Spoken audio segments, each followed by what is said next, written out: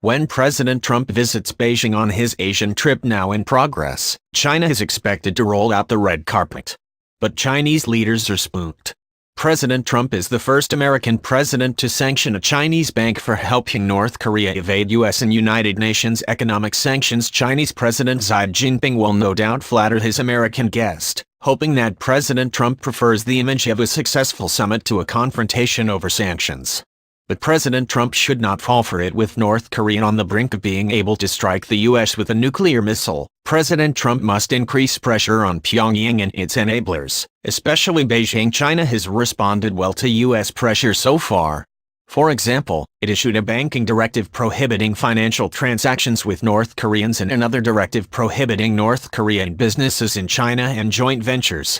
But this is not enough. China accounts for an estimated 90% of North Korean trade, giving it significant economic leverage. And according to the UN, China imported $182 million of North Korean coal in August and September this year, despite its February pledge to stop the practice. If Beijing cannot implement its own coal restriction, we should not trust that it will act against its own citizens who help North Korea evade economic sanctions. President Trump should tell Xi as much. While the two leaders should project a cordial relationship in public, President Trump should warn Xi in private that Washington will move forward with robust sanctions targeting Chinese companies and banks that facilitate North Korea's evasion of sanctions. Chinese entities that strengthen North Korea's economy by getting around sanctions undermine the American policy of financially isolating North Korea. That isolation is key to gaining leverage as a means to prevent a military conflict. Xi knows what's coming.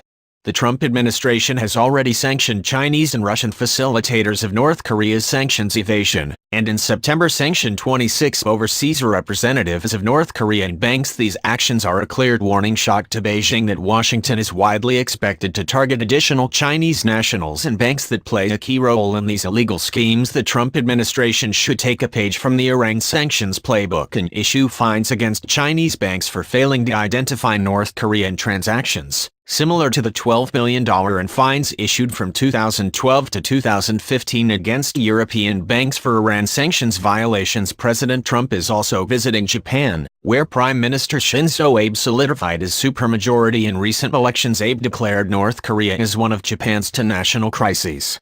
And in a sign that Washington fully backs Abe's North Korea policy, President Trump will meet with families of Japanese citizens abducted by North Korea. At minimum, the visit will shine a spotlight on Pyongyang's abhorrent human rights record. President Trump's itinerary also includes South Korea. His relationship with President Moon Jae-in has not always been an easy one, because of differences in whether to confront or engage the North Korean regime of dictator Kim Jong-un.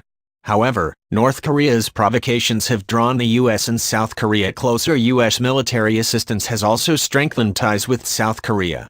Seoul has deployed a U.S.-supplied Theater High-Altitude Area Defense (THAAD) ballistic missile defense system to defend against North Korea's missile program. The North Korean human rights issue offers another area of commonality with Moon, who is a human rights lawyer. If President Trump plays his cards right, he will discourage South Korea from drawing closer to Beijing. China already agreed to suspend its sanctions against South Korea in exchange for a commitment that Seoul will not deploy additional THAAD launchers, participate in a U.S. regional missile defense, or enter into a trilateral defense alliance with Japan. The China-South Korea détente could erode American leverage with Beijing more broadly. President Trump must seize the opportunity on this trip to build a multilateral coalition outside the UN of like-minded countries, South Korea, Japan, Australia, Britain, France and Germany, that commits to increasing pressure on North Korea. This group of nations should focus on identifying additional networks ripe for coordinated sanctions actions. It should also target North Korean shipping by declaring that all vessels linked to North Korea can be inspected under UN and international law. Amidst all of this, President Trump should be prepared for new North Korean missile tests during his time in the region. Kim Jong-un wants to remain in the spotlight, but no matter what Pyongyang launches, Trump's message must be consistent. Denuclearization is America's vision for the Korean Peninsula. The United States must not accept anything less, given North Korea's egregious history of nuclear, chemical and missile proliferation.